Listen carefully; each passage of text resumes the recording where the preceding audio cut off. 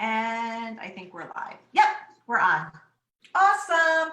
Hello, Michelle Adam. Welcome, Hello, Laurice. welcome to Laurice. RISE. Thank I'm you. so glad you're here. So Michelle is a lot of things and a very interesting person. So I'm so happy to have you here. And thank you to Sally for connecting us. Yes. Yeah. So let's start out, Michelle, with you just telling a little bit about who you are and what you do. Sure.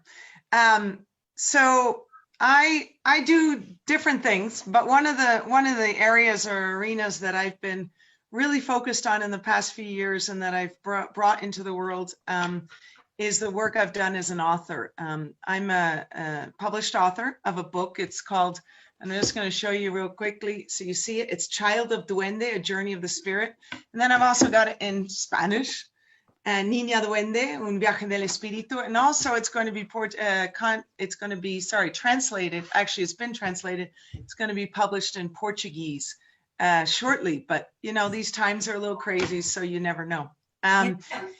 So that's sort of what I've done. I work as a teacher in the schools. I teach Spanish.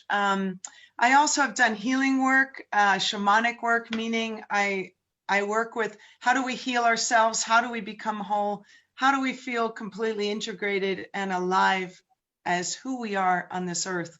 And I've done ceremonies with people where we gather and we bring song and we bring sound and we bring just our essence together so we can heal. Other things I've done, I've been a photographer. I've made some films. I mean, I love being an artist. So that's a little bit about me. I mean, more than anything, I feel like I'm this free spirit, a creative person that wants to bring, just find ways to bring aliveness into this world, or into my world to start with, because I think that's where it starts. And then to find a way so we can feel connected and alive together. And I do that also with writing classes and writing activities and things like that. So that's just a little bit about me. Yeah, so I love that. And I love when you say like really finding yourself and really finding the truth of who you are and the whole free spirit. And it's just so beautiful. Michelle, you are such an interesting person and have done so many things. And Michelle and I went to high school together. Yes. And we can't really remember each other so much, but my memory's terrible. So that's probably what my problem is. But, you know, our paths maybe didn't cross. And I'm just so excited that we have now. You too. So who, like, what happened in your life that allowed you to become really awakened and sort of aligned with your truth, with who you really are? So I love that question, Laurice, and I think it's something that evolves, right? Meaning it doesn't happen overnight, and secondly, we're constantly becoming that, you know? I mean, I think that's our journey on the earth. So it's not over, and it never is. And but something I want to share is sort of in answering your question is when I grew up in Switzerland, New Jersey, in high school with you, and also in Spain. And when I was a kid, I was 7 years old, and I was in Spain from 7 to 11 years old. And I've mentioned this to you before, but we were there when Franco, the dictator of Spain, had just, he had died just a bit before. And the country just had this sense of freedom and aliveness and awakening that as a kid, I couldn't know what that was, but I loved it. And not only that, I was really connected to the land. And I'm saying this because when I was a little kid, I used to go into the fields in Spain, and they were completely empty, as in the wildflowers could grow. Society and you know, this idea of development hadn't really taken hold fully. It was starting to, but there was still that sense of rawness and earth and aliveness. And so when you ask me, what is it that, you know, how did I get to this place? To me, I've always been in this place. But I lost it. And what happened for me is when I was in Spain as a kid, I used to go into the fields and I used to make, and it's a Catholic country, so I used to make churches. And I say churches because I didn't grow up in a church, but I used to create these little places on the earth. And I got Fly that's wanting to be with us. So I'm like, and I used to create these little shrines, I guess, in these places. And I'd talk to God and I'd say, God, where are you? And, I want to connect with you and all that. And again, it's like, what's God? Everybody has a different mindset. For me, it was on the earth. It was in nature. And if someone asked me, did God answer?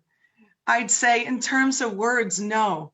But in terms of being in nature and being in that place of I can't describe it, bliss. I mean, that place of eternal, that awareness that we are this beautiful spirit in a body. And I was at that time trying to figure out, well, okay, I know I've got this beautiful thing going on and I've got Mother Earth here with me and she's my mother, and how are we going to do this together? So that journey started a long time ago.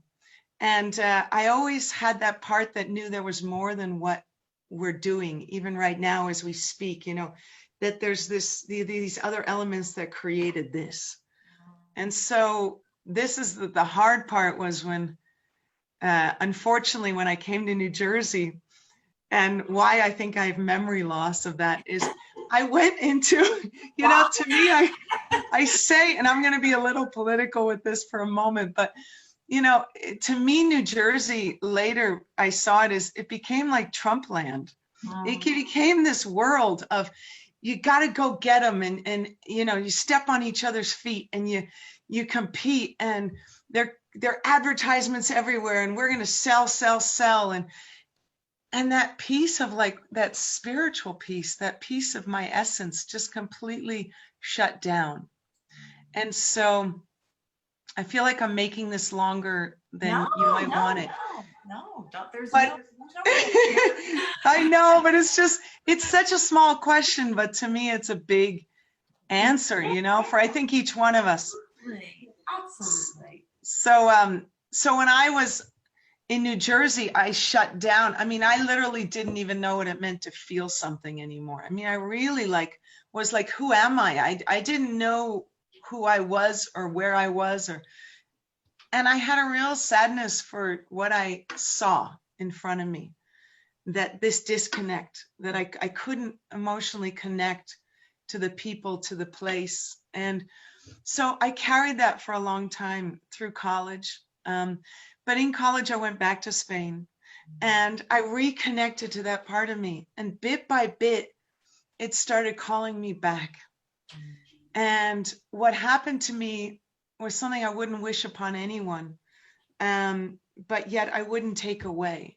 And as you know, we go through something that we really wouldn't want to have to go through, but sometimes we have to get to where we are. And so I was in New Jersey deciding to come out west. I'm here in New Mexico now. That's not, where I went initially. I went to California, but on the way, I heard this voice, and I've never heard voices in my life. I haven't since. But my own voice said to me as I was driving, and that Fly is still with me. I was driving, and I was going to California, and I was in Alma. I passed a sign that said Alma, and Alma means soul in Spanish. And the thing is, all I know is I registered Alma. But at that point, I felt like the heavens opened up. And this amazing experience of like tears and grief and opening happened for me that it was remarkable. And I had this voice in my head that said, go to the Sandia Mountains. I didn't know where they were. I didn't even know they existed. And I end up coming into New Mexico where the Sandia Mountains are. And maybe at some point I'll show you them. They're beautiful. 10,000 feet here. It's Sally, who's maybe listening. She's on the other side of the mountains. I'm on this side. She is listening, yay. Sally, She's here. I can see her. So she's on the other side and I'm on this side. But this was when I was like in my late 20s. You know, I'm a little older now. And so I arrive here and I still don't know where the Sandia Mountains are. But I get these dreams and this sense in me, like, stay put, like, and I have a dream of my landlady, the portera in Spain, saying to me, welcome home. And I'm like, what are you talking about? And then I have all these dreams of Native Americans wanting to talk to me and connect with me as if like a past life, I don't know. And what happened though is I had so much, I've been living in New York City where I was dancing a lot and I missed dancing. And so I started stretching every morning, but I had this determination. And I don't know if you feel this or you felt this growing up, Laurice, but this determination that came from that, my upbringing and also from New Jersey of I got to be somewhere. I got to become someone. I've got to, you know, I don't have time for this slowing down thing. And so the great universe, my spirit, my longing stopped me. And as I was stretching one morning, I popped a groin muscle. I ripped myself, like I say, it's kind of like I ripped myself in half. The part that wanted to be this masculine driven, you know, modern thing that still is fighting to hold on. And that's not willing to let go of needing to dominate. And this other part that was like, no, I'm just dying to come home to this softer place that's connected to the earth. And so I broke into two, and being that this other part, this shadow side that wouldn't let me go was so determined, I kept pushing and I injured myself more. I kept going and going. And, you know, to get to the end of this long story is I ended up going to California because I said, I'm going, you know, no injury is going to get in my way. Just like COVID's not going to get in our way, you know, rallies aren't going to get in our way. Nobody's going to stop me. You know, I have a plan. And there's a lot of intensity in that will that has learned to not be present and to be in pain and to be separate. And so I went west, went to California, started dancing again. I'm like, I'm going to dance. Nothing's going to stop me. And then I got to a point where I broke down in tears, and it was like my body, I just felt it was like, you are not walking again. This is it. And I spent the next 4, 5, 6 years, maybe more, I can't keep track anymore, learning to walk again. And I'll tell you, it's a high price to pay, but I finally figured out I can't fight this anymore. I can't fight this journey home. And not only that, it's what I want. And it's what my soul longs for. And I want to go home. And so I went back to New Jersey, you know, to live with my parents. I went, you know, I started taking, and then eventually I went to New England where I'd lived for some years, started learning shamanic work with a Reiki master, started like got on a farm, had 3 months. I was, you know, I created a commitment. I've got 3 months to heal. I was on this farm where this woman needed someone and I needed her. And we did these 3 months together. She was a beautiful poet and almost in her 80s. And we lived together and I helped her out the best I could. And every day after doing Reiki and opening my psyche up in my body, becoming extremely sensitive in a way I never had been, I slowly connected to the trees and to the earth and awoken that. And every day I walked, but I did 1 block at a time in the woods. And I did this namaste, like I bowed to the trees, as I'd learned from one shaman I translated for. You know, I breathed in the trees and I breathed out a namaste to the trees, as in good morning, good day. And this a thing of, I'm going to breathe in all I can and feel the trees, even if I'm having a hard time, Even if I'm not connecting, I'm going to do it. And then I breathe out. And at the end, I walked three miles at the end of that summer. And there's still journeys with my body that I go through. But years before that, I was called to start writing my novel. And so my novel came out of this need to come home to me and come home to the earth. And what I discovered in Child of the Duende, which is, I can share a little more details of that, is my grandmother was with me in her spirit, meaning she wanted not just me to come home, but my family, the ancestors, to bring the pain through me back home, and to come back home and to release and free that pain that we had carried through generations as well, not just me, and that we all do from our family. Yeah. And so my novel was born through that. And then I'd say 2016, I published my novel, and I did it. After many journeys and many revisions, because it wasn't just about publishing a novel, it was about coming into this world. And my novel was like bringing my child, the child within, the child I'd created to share with the world, bringing that into the world. So maybe there can be a chance that not only I can heal from something, but we all can heal and come home. So that's sort of the really long version, but you asked the question. So I asked the question. No, I love it. It's so beautiful. And so there's so many things that, as you were talking, were sort of striking me, but one of them was like, I feel like I hear you saying like your brokenness, like your body breaking was almost representing your spirit. It was almost like your spirit was broken, and on the inside, but on the outside, it was almost like your body broke to sort of remind you, or for you to stop and pay attention to the brokenness of your spirit inside. It's interesting. Yeah, it's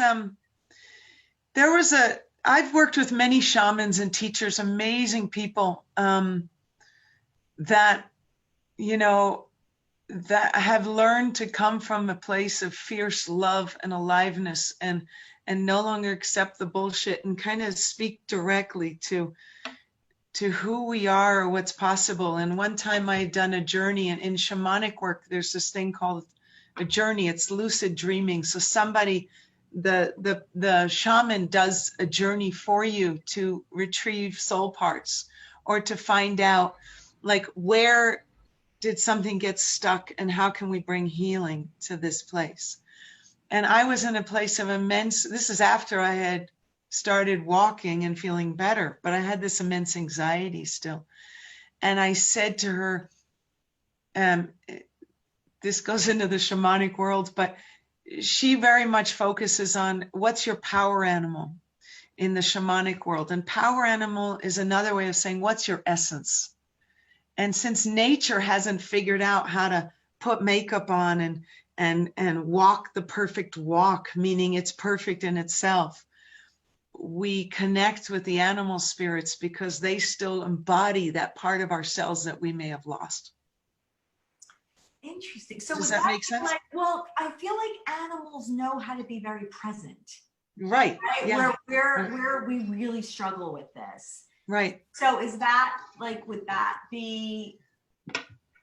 Yeah, it's a presence, and it's also a wildness. It's like we come into this world with this wild, untamed essence, and there's nothing wrong with taming. We need to be tamed in terms of tamed as in we need to learn how to be in community, just like animals do, right? Right. But there's this wild essence that we are, and this is so much what my novel is about, is like returning to that wild essence. There's that essence that is no longer going to play, is not interested in playing a game or doing what's right. It's just its essence. Like the branches behind me, their essence. Anybody who's watching, I'm saying this just like, when we ask ourselves, what's our true nature? If we get out of the I that we've been doing and we say, well, imagine you're water. Describe your journey of life. You're not going to beat yourself up because you were a stagnated pond like we do. You're going to say, well, I was stagnated and the water couldn't move and there was a lot of muck and there was a lot of but then a waterfall, I became a waterfall and then I opened. We're not going to have judgment. We're going to allow that wild self to share its story. And so that's the essence that I think in a shamanic sense, when we say, what's your animal's power animal? We're saying, what is your essence? And if we can bring that, you can connect to it through an animal that has not lost its wildness, you might be able to have compassion and understanding for who you really are. Okay, and that's what I was going to say. When you say essence, do you mean the truth? Is your essence kind of the truth of who you are, like unapologetically just who you are, like your spirit, your true being, like at your truest form, not the layers of stuff that, right, have kind of been brought upon us, or that maybe other people want us to be, or who we think we're supposed to be, but truly right, who we are. Right. Yeah, okay. And if you do a lot of lately I've been doing a lot of meditation but if you do meditation or you go into that place, it's really that it's like we are these souls embodied here on this earth. And so it's that, and what is soul? People say, well, do I believe in soul? Well, you can believe in Einstein's understanding of, energy, right? Energy exists. And so it's literally energy, an energy that is composed of all these pieces that come from the universe and our ancestors and this DNA. And it's an energetic form that is really, as a teacher of mine said, nothingness. Like it's presence, like you're saying. It's just pure presence. Yeah. And it's a vibration and it's a light. And so it's that. Yeah. And so my teacher once said to me, she said, I'm going to find and see what your power animal is. And I'm going to share this in terms of, like, normally this isn't shared in the shamanic worlds, but she goes into this underworld and does this journey, let's call it dreaming for the average person. And she comes out of it and she says, because I said I've been dancing and I miss dancing. She says, well, maybe you're not supposed to dance, And I said, and she goes, that's interesting, because what came to me was that your energy, your essence is deer. Oh. And immediately, and this is a weird, I don't know if this makes sense, but immediately when she said that, I started crying.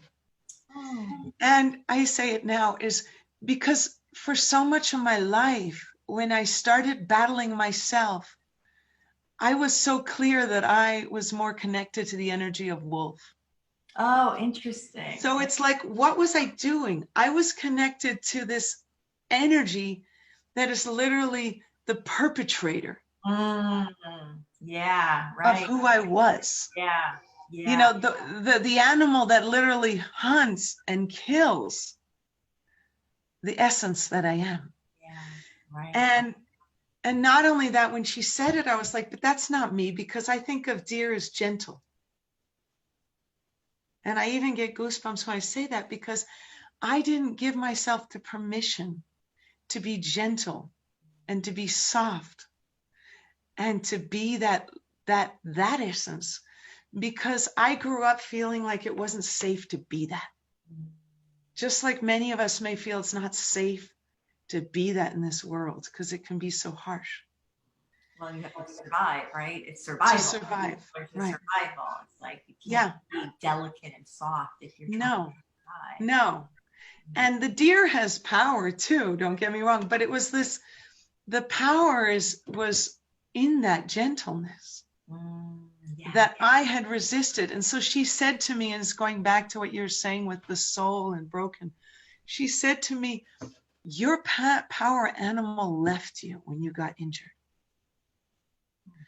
So what she was saying in essence is my spirit left me.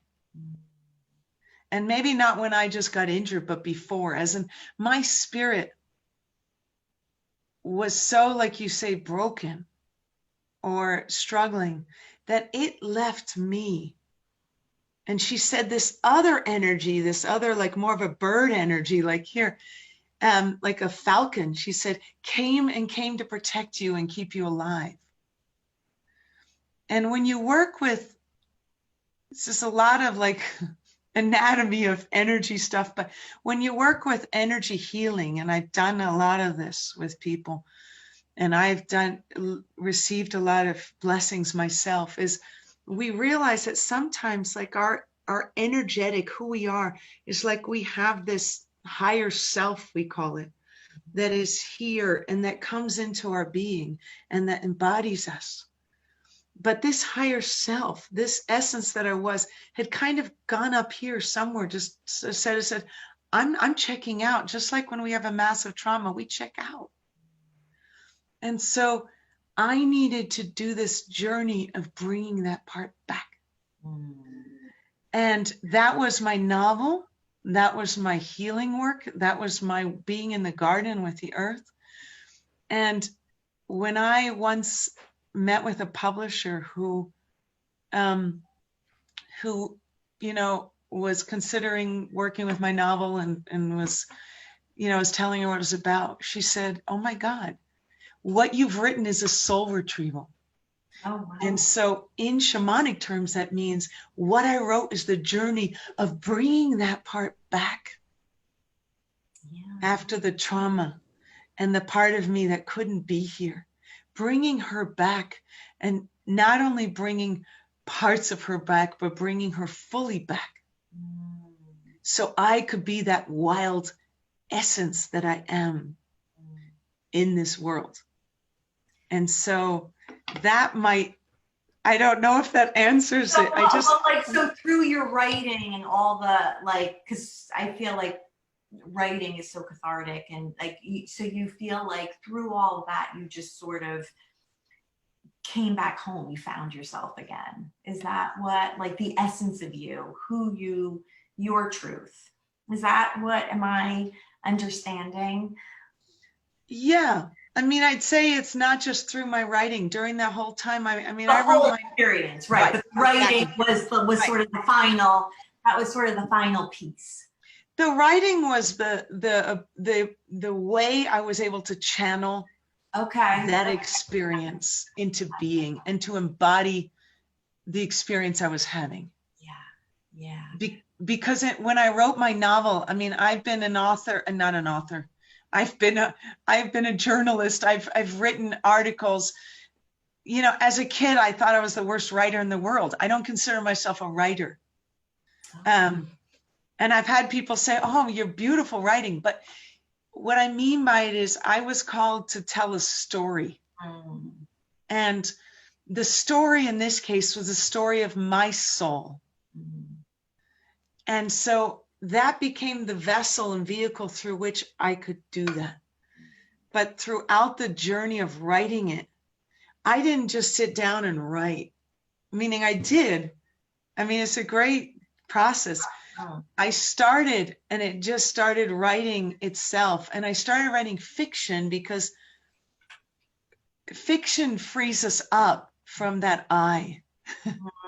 And it allows us to tell the truer story. As they say, fiction is truer than life. It allowed me to tell a story of my soul rather than the story of what I had learned. Yeah.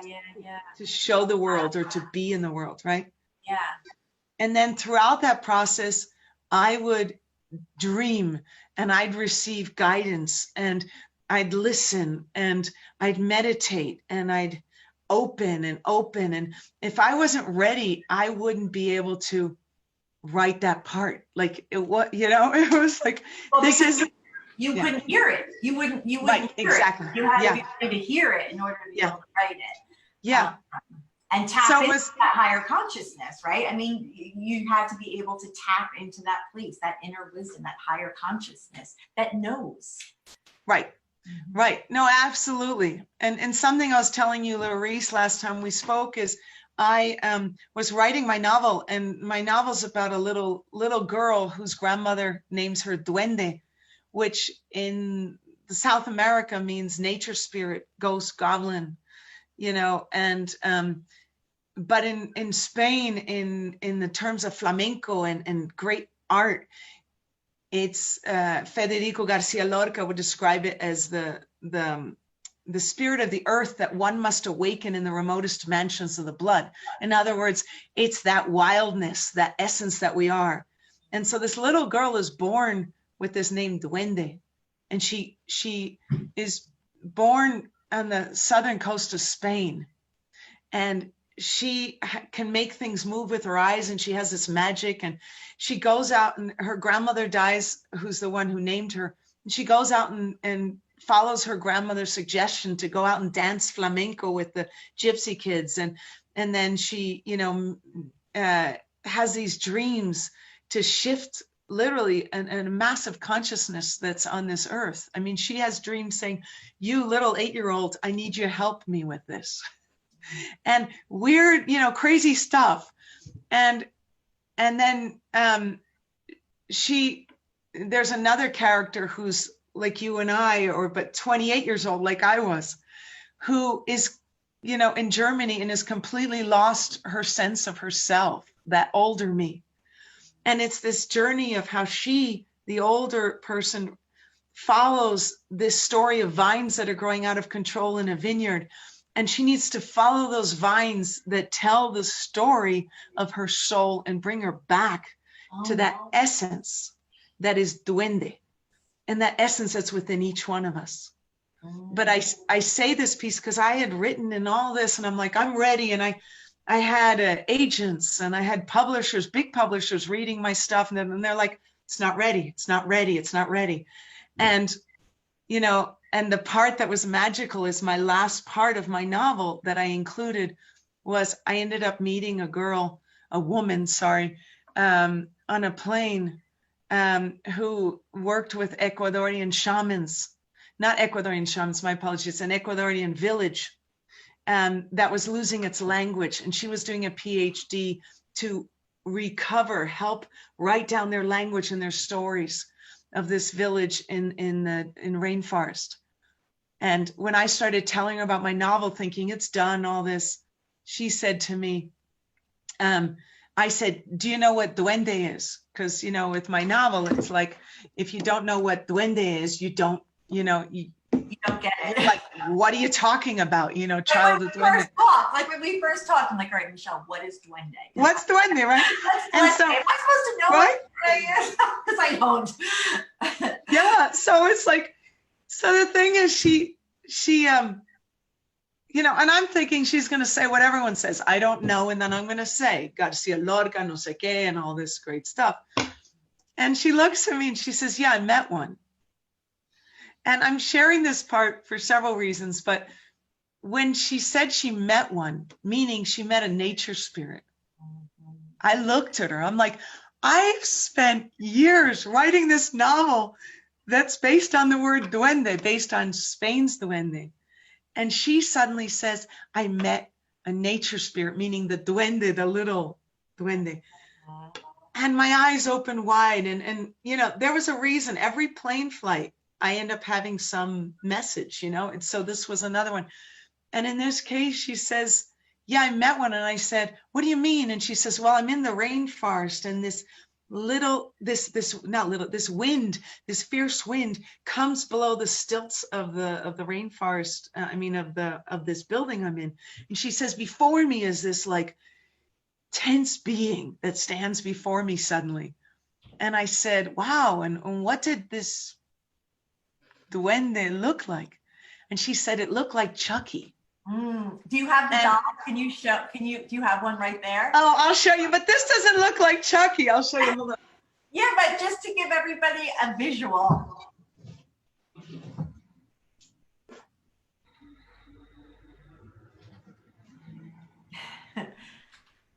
So cool.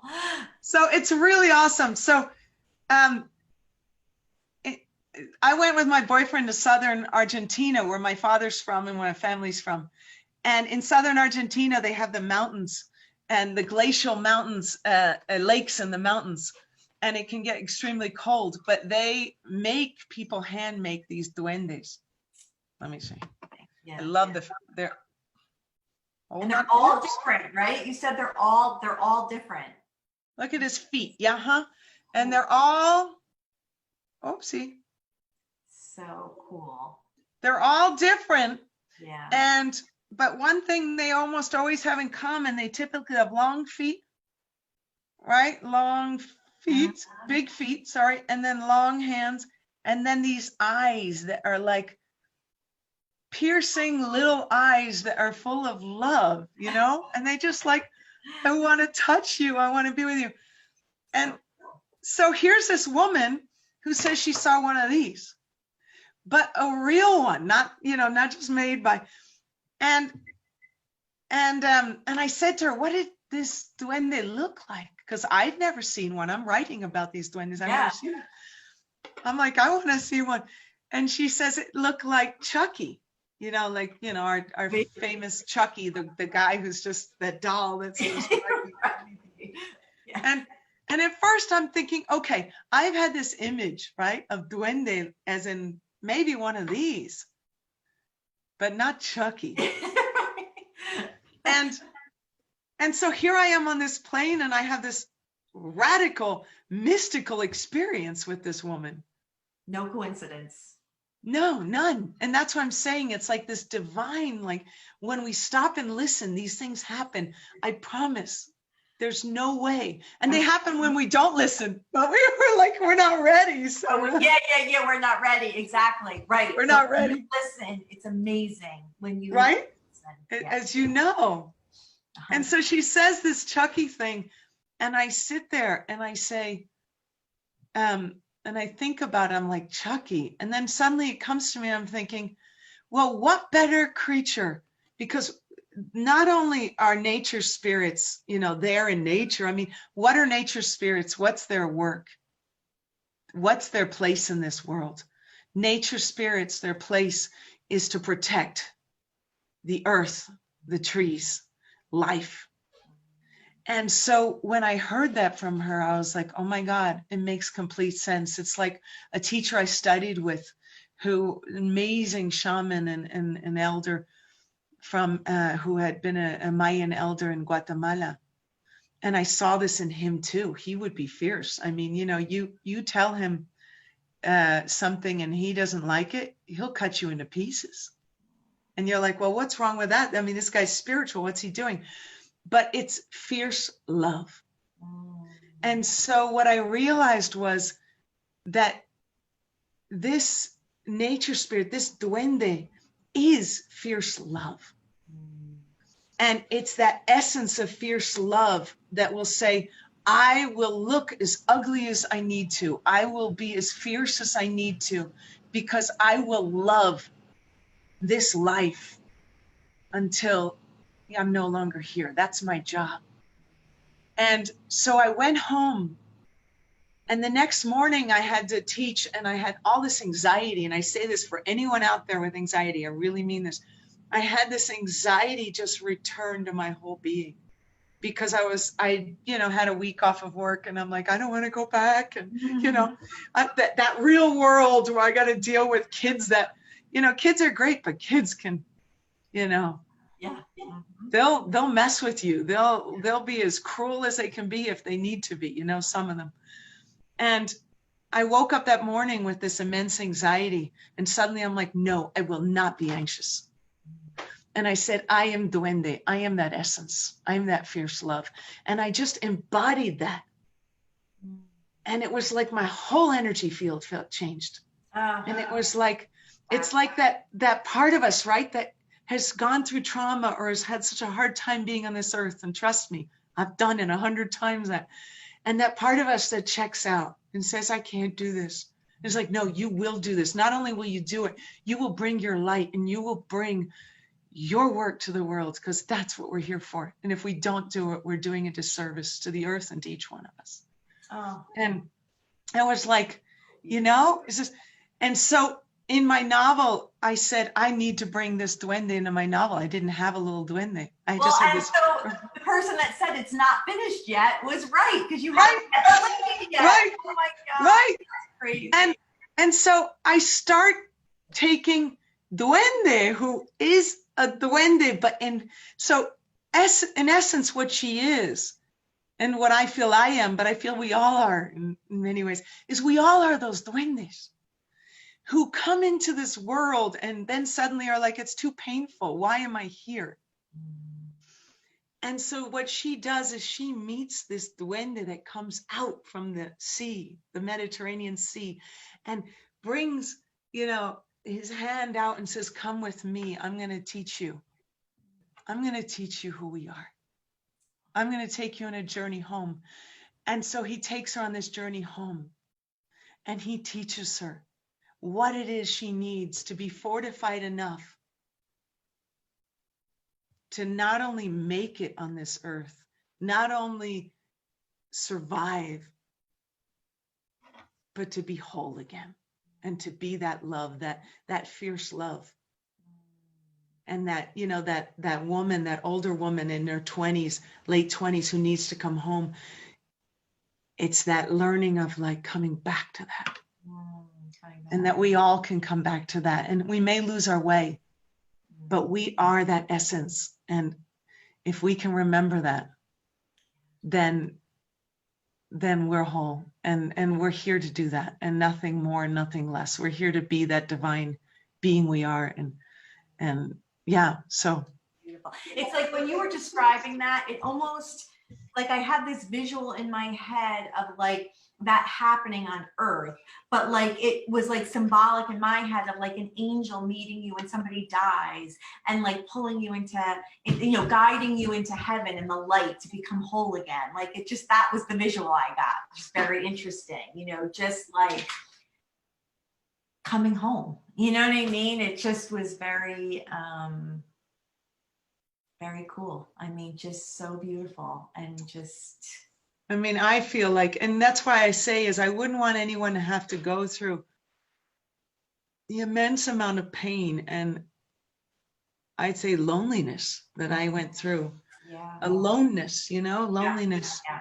I went through to get to that place. Yeah. I want to just, we have like 10 minutes left, but with Oh, that God. being said, Sorry. no, it's been awesome. No, I could sit and listen to you all day. I just want to bring about the post that you posted. Oh. Because it was so beautiful, and I just want you to just elaborate. For everybody watching, you can go see the post. Michelle posted it, I think, yesterday. Yes, and I it's did. All about people attacking the other side, and about this separateness. Yeah. And that there's no need to explain the whys, and that we have to get back to each other, and to the love. It was really about love, and love is like my word. My word is love, live, and inspire. My ring says love, live, and inspire. But I wanted to, we didn't get to talk about it at all. I just read it and commented, wow, just wow, because I was taken back by it. It was so beautiful.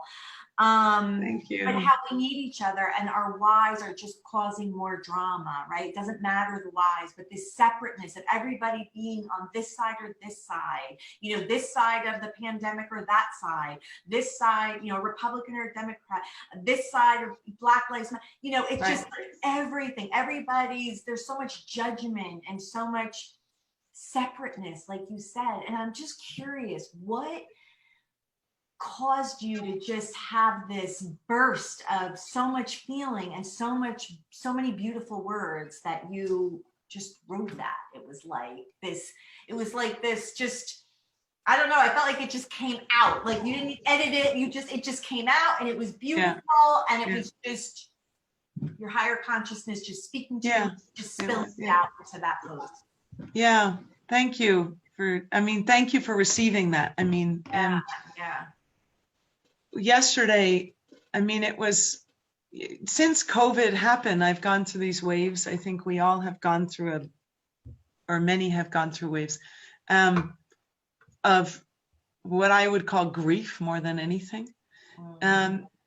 This one was mixed more with anger. So I woke up with this deep sadness, like a despair, as I was saying, and this anger. You know, I had seen a post, somebody saying, you know, putting something down, you know, it's just this, and I responded, and then not just that, it's just seeing, you know, just feeling that energy, you know, that energy of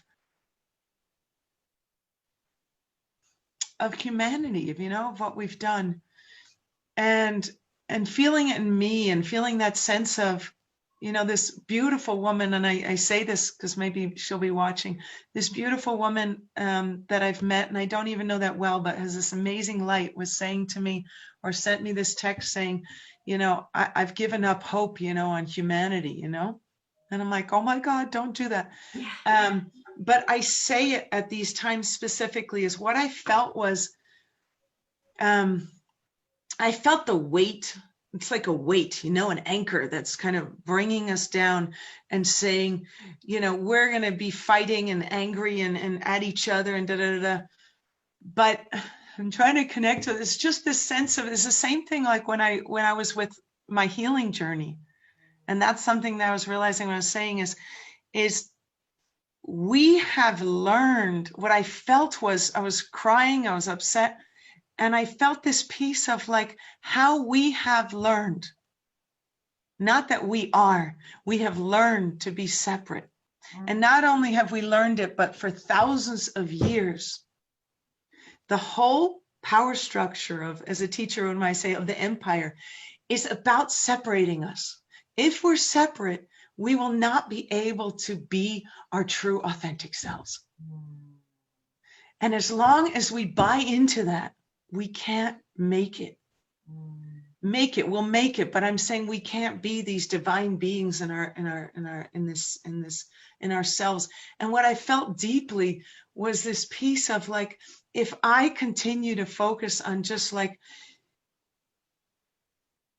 I can't even express it. It's like, if I continue to focus on just me and where I'm going to go, and you focus on just you and where you're going to go, and we're focusing on just surviving, then we're not honoring life. We're not even honoring the life within us. And I want to say that it doesn't mean that, like, when we have the Black Lives Matter, what's going on, it means to have compassion and to reach out a hand and to say, you know what? I feel what you've been through, and I'm not okay with that. And it's that fierce love. It's not just this love that's made out of like, oh, let's have tea together. No, it's not that. It's a fierce love that says, no, I'm not okay with you hurting me or hurting the earth anymore or hurting each other. I'm not okay with that paradigm. And I will fight to my death against that, but I will do it with love. Right. Well, and I hear you saying, and I'm not okay, even though I'm okay, I'm not okay with people not being okay with you. Like, I'm not okay with you not being treated fairly by other people. Like, and I'm just going to be like, well, it doesn't affect me, so I'm good. You know, it's right. It's about that empathy and that understanding and that love. I mean, like you said, the fierce love of just, we're all connected. We're all connected. We're all connected. And it's like, as a teacher, I've been meditating lately with this one teacher who says, look, if somebody pees on one side of the pool, it's going to get to you, you know, as in, you know, this idea of walls, it's just not the way it works. Whether you want to put a wall up or not, it's not the way it works. And what I felt more than anything was, this is a time in which we're being asked, just like I was asked for years when I was injured, to stop and to feel that, and to feel our heart break open, and not break open because there's no hope, but break open because we need to break open so we can feel that divine essence that's here within each one of us. And that person that's pissed off and that's determined to put you into a category, I don't care what category, I do it. We all do it to each other. It's not accepting that part that beats ourselves up anymore either. It's that compassion, and it's that part. It's saying that part of us that's been that wants to break us down and not accept that divine part. That person who's angry and who's taking it out, it's because they have lost that part. And ancestors upon ancestors, like all of us, have had that part, have lost that part, and have lost hope, and have become hardened, and become hurt, and have become angry because, and we've done the harm to others, and others have done it to us, and we're all in the same boat, and we've done it to ourselves. And it's like, to have compassion, to know that that person's hurting. It doesn't make it okay what they do. Right. But to know they're hurting, and that comes from hurt. And they may not get that hurt, but we can still blast them with love. So maybe they can feel that glimmer of hope that years ago their ancestors let go of, and our ancestors did too. Or that they were stripped of, right? Or that they were stripped of, and that they were stripped of. Yeah. Because it's like we all, I was that brute, and I still am, that breaks me down or breaks others down without even knowing I'm doing it. And it's like, have compassion for that part, because that's not why we're here. Yeah. So, yeah. I always love to just sort of ask myself, is this coming from a place of fear, or is it coming from a place of love? And if it's not coming from a place of love, like, I really sort of have to explore it a little bit, and try to understand it. And it's a good thing for everybody to do, to just ask yourself, is it coming from a place of fear, or is this coming from a place of love? Just to sort of get you back on track and to really understand. But I just loved having you. I mean, you're a bright light. You really are. And you're just, even your words, the way you talk are so beautiful. Like, I could just listen to you speak and write all the time. I really, really want everybody to just go check out that post, because it really is that beautiful and that well said, and just so true. Michelle, I would love for you to, in the comments, where I have our interview with your picture, just write where everybody can reach you, where everybody can find you. Even if you want to post a picture of the book, of your novel, which is so amazing. Sure. And I hope to get to read it, not in Spanish or Portuguese. Come on. My publisher just had it translated to Portuguese, and she wrote me just yesterday, because this is the first time she gets to read it fully in her own language. And she's like, oh my God, thank you, congratulations. And I was just so moved. I was like, because if my journey, just like I know I've heard a little more of yours, and I'll interview you sometime. I mean, it's beautiful. But each one of our journeys, and what I've done was a gift for me, and hopefully it's a gift for others, because I want to create a world where we can dance and sing together, and where we can feel safe enough to be that wild, that essence that we are, and if through my book and through my work, I can do that, and I have it at right now, I lowered, when COVID started, I lowered it to the price of $11.11. Oh, great. But one, because I'm like, these are new beginnings. This is the time. And what I went through is what we're going through now. Yeah. What I went through personally, and what you went through probably personally, is what we're going through now as a collective. Yeah. And it's like, let's do this. Let us step it up. Let's do the work. Yeah. So thank you, Laurice. Well, your being here and sharing everything has certainly been a gift to me and to everyone listening. So thank you so much. Thank you for sharing yourself, sharing your beauty, sharing the essence of you, and certainly your story. And I'm so grateful to know you. I'm grateful to Sally to connecting us. Yes, Sally. Yay, Sally. I'm just grateful to everyone in RISE that, you know, they got to hear the story of you and share all of your inner wisdom and all of your journey, because it's, it's really inspiring. So thank you. Thank you, Laurice. Thank you for all you're doing. I mean, I think this is wonderful. So thank you. Mwah. Yes. Mwah. Goodbye, everybody. Goodbye, Michelle. Thank you. Lots of love. This is not goodbye forever. We will certainly stay connected, I hope. Absolutely. Okay. Awesome. Blessings. Okay. Bye, everybody.